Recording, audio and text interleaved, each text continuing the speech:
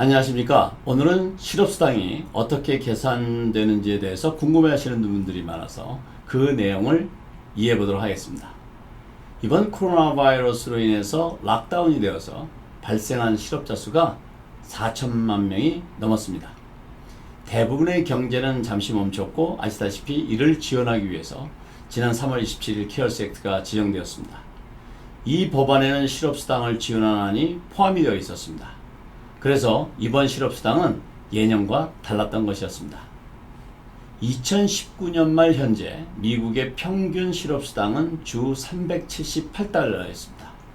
주마다 약간 차이가 있지만 대부분의 미국의 주에서는 실업수당을 최장 26주를 지급합니다. 케어스 액트에 따라 연방정부 지원으로 주당 600달러까지 최대 13주 동안 추가로 지급되고 있습니다. 이것은 추가 연장되지 않는 한 7월 25일부터 7월 31일이면 지원이 끊기게 됩니다. 실업수당 연장 여부를 포함한 2차 지원에 대한 내용은 다음 주면 어느 정도 윤곽이 나올 것으로 전망되고 있습니다. 현재 얘기되고 있는 것은 예상한 대로 실업수당 추가 지급을 연장하되 금액을 200달러에서 400달러 사이로 조정하는 안이 논의되고 있는 것으로 주류 언론들은 보도하고 있습니다. 그러면 이렇게 지급하는 실업수당의 자금은 어디서 나올까요? 네, 실업수당의 자금은 바로 고용주들로부터 나옵니다. 이 실업수당의 자금의 원천을 잠깐 이해하고 실업수당이 어떻게 계산되는지를 이해해 보도록 하겠습니다. 급여를 받으시는 분들이나 급여를 지급하시는 고용주들은 급여를 지급하는 것에 대해서 페이롤 텍스 리턴을 한다는 것은 알지만 전문가들이 아니면 이 페이롤 텍스 리턴에 어떤 의미가 담겨 있는지를 자세히 아시는 분들은 별로 많지 않습니다. 실업수당의 자금의 원천은 바로 이 페이롤 텍스를 신고할 때 부담하는 unemployment tax입니다. 고용주들은 인플로이에게 급여를 지급할 때 연방정부와 주정부의 unemployment tax로 약 6.2%를 부담합니다. 이것은 인플로이들이 부담하는 것이 아니고 고용주들이 실업을 대비해서 법으로 정한 세금을 부담하는 것입니다. 간단히 실업을 대비한 보험금을 납부하는 것이다, 이렇게 이해하시면 되겠습니다. 지금 집행되고 있는 실업수당은 바로 이렇게 거두어들인 세금에서 지급되는 것입니다. 여기에 추가로 케어스 액트로 할당된 자금에서 PUA라는 명목으로 추가 600달러가 지급되고 있는 것입니다. 자, 이제 실업수당으로 지급하는 돈이 어디서 나오는지를 알았으니 내가 받을 수 있는 실업수당을 어떻게 계산하는지를 이해해 보겠습니다. 실업수당 계산의 필수 요소는 첫째, 자격조건이고, 둘째는 기준기간의 급여금액이고, 셋째는 수요 최고 금액 산정입니다. 먼저 제일 첫 단계는 자격조건에 해당되느냐입니다. 실업수당 수요 자격은 주마다 약간 차이가 있습니다만 대부분의 비슷한 조건이 적용됩니다. 이 자격은 스스로 직장을 그만두었다든지, 어떤 큰 실수를 해서 회사로부터 해고되었다든지, 급여를 수표로 받지 않고 현금으로 받아서 페이롤복을 하지 않았다든지, 출근하지는 않지만 여전히 급여를 받는다면 실업수당 수요 자격을 잃게 됩니다. 아시다시피 이번에는 케어스 액트에 의해서 PUA라는 이름으로 연방정부로부터 지원받아서 추가로 지급되는 실업수당의 수혜 조건은 좀 더 넓게 되어 있습니다. 실업수당의 수혜 조건에 해당이 된다면 실제 숫자를 통해서 실업수당이 어떻게 결정되는지를 이해해 보겠습니다. 실업수당 금액의 최저금액과 최고금액은 각 주마다 약간 차이가 있습니다. 이 금액은 각 주정부 실업수당 담당 부서의 그 웹사이트 또는 문의를 통해서 아실 수 있으십니다.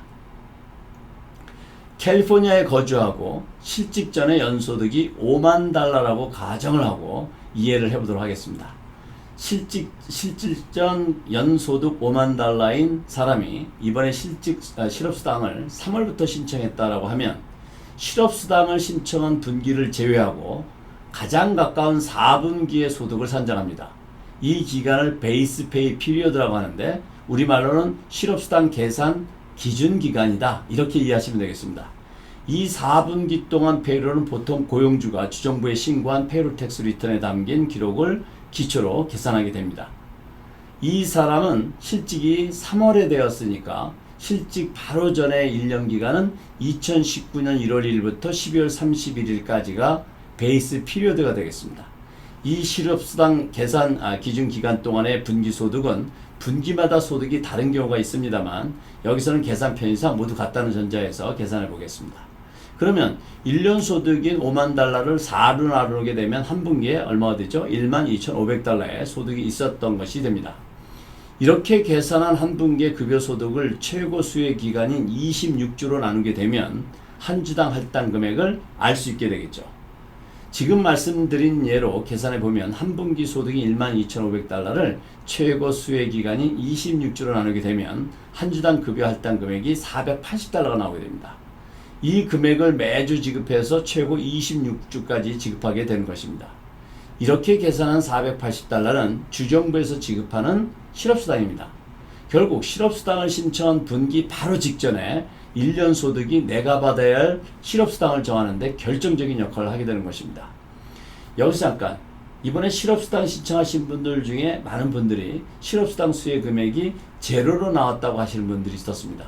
이런 분들 중에 대부분 이번 케어스 액트로 수혜 대상이 되었던 자영업자나 인디펜던트 컨트랙터와 같은 분들이었습니다. 왜냐하면 페이를 보고한 적이 없기 때문에 주정부에서 이렇게 계산해 보면 분기소득이 제로로 나오니까 결국은 수혜 금액도 제로가 된 것입니다. 그러면 이렇게 계산된 금액을 크기와 관계없이 무조건 지급할까요? 그렇지는 않습니다. 각 주마다 최저와 최고 금액의 상한선을 정해놓고 그 범위 내에서 지급하게 되는 것입니다. 그런데 이번에는 이렇게 계산된 주정부 실업수당에 연방정부에서 지원하는 실업수당 PUA 600달러가 추가로 매주 지급되었는데요. 그러면 좀 전에 말씀드렸던 예로 주정부에서 산출한 480달러의 연방정부의 PUA 600달러를 추가하게 되면 얼마죠? 주당 1080달러를 받게 되겠죠. 그런데 보통 실업수당은 2주에 한 번 지급되게 되니까 매 2주마다 2160달러를 지급받게 되는 것입니다. 현재 진행되고 있는 것은 이렇게 해서 7월 말까지 지급받게 되는 것입니다. 그런데 이렇게 받은 실업수당은 텍스 프리가 아닙니다. 각자 입장에 따라 다르지만 소득 수준에 따라 세금을 부담해야 합니다. 간단하게 생각해보면 급여를 주는 나의 고용주가 비즈니스 오너에서 주정부로 바뀌는 겁니다. 이렇게 생각하시면 되겠습니다. 즉 실업수당은 급여인 것이죠.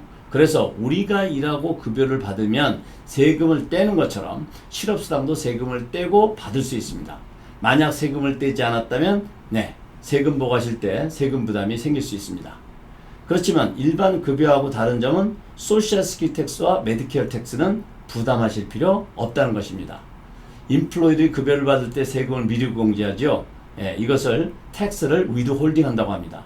이렇게 세금을 공제한 내역 중에 연방 세금 중에는 두 가지 세금이 있는데요. 하나는 바로 인컴 텍스이고 다른 하나는 7.65% 정도 부담하는 것인 바로 사회보장세, 소셜 시큐리티 텍스와 메디케어 텍스입니다. 그런데 실업수당은 이 세금이 부과되지 않습니다. 실업수당에 대한 세금을 납부하는 방법은 세 가지 방법이 있습니다. 첫째는 실업수당을 그대로 받고 그 다음에 세금 보고할 때 다른 소득과 함께 세금을 정산해서 납부하는 방법입니다. 두 번째는 자영업자나 인디펜던트 컨트랙터처럼 세금을 예납하는 방법입니다. 국세청에서는 1년에 4번으로 나누어 예납하도록 규정하고 있습니다. 4월 15일, 6월 15일, 그리고 9월 15일, 그리고 그 다음에 1월 15일입니다. 이렇게 예납했을 경우에는 이 예납 금액을 세금 보고할 때 납부해야 할 세금에서 공제하시면 되는 것입니다. 세 번째, 급여 받을 때처럼 주정부에서 실업수당을 지급할 때 아예 세금을 제하고 받는 것입니다. 이렇게 세금을 미리 공제하는 것을 뭐라고 했죠? 위드홀딩입니다. 이것은 가장 안전한 방법입니다. 나중에 다가올 세금 부담을 매번 실업수당을 받을 때마다 세금을 위드홀딩 했기 때문에 세금 보고하실 때 큰 부담이 없게 되는 것이죠. 혹시 위드홀딩을 더 많이 했다면 세금 보고를 통해서 리펀드를 받게 되는 것입니다. 그러면 실업수당을 받을 때 위드홀딩을 원할 경우에는 어떻게 해야 하나요? 라는 질문이 있을 수 있는데요. 주 정부마다 차이가 있습니다만 우선 실업수당 신청할 때 질문 중에 텍스 위드홀딩을 원하느냐는 질문이 있습니다. 이때 yes에 마크를 하시면 되겠습니다. 그리고 IRS에서 제공하는 양식 form W-4V라는 폼을 작성해서 주정부에 제출하는 방법도 있습니다. 이 양식은 아주 간단한 기본적인 개인정보와 공제하기 원하는 세금의 퍼센테이지를 작게는 7%에서 많게는 22%까지 표시하도록 하고 있습니다. 이런 규정은 주정부마다 약간 차이가 있을 수 있습니다. 앞에 말씀드린 예로 세금을 공제하게 되었을 경우를 살펴보면 매주 1,080달러이니까 매 2주마다 2,160달러를 받게 됩니다. 여기에서 계산 편안하게 하기 위해서 10% 세금을 위동홀딩한다고 하면 총 실업수당 수령액이 2,160달러에서 10%인 216달러를 공제한 1,944달러를 받게 되는 것입니다. 지금 워싱턴 정가에서는 연방정부에서 제공하는 필요의 600달러를 연장하는 문제에 대해서 열띤 논의를 하고 있습니다. 아직도 직장에 복귀하지 못하고 계신 분들은 걱정이 많으실 텐데요. 오늘은 내가 받는 실업수당 자금이 어디서 나오고 어떻게 계산되는지와 또 실업수당에 관련된 세금에 대해서 알아봤습니다.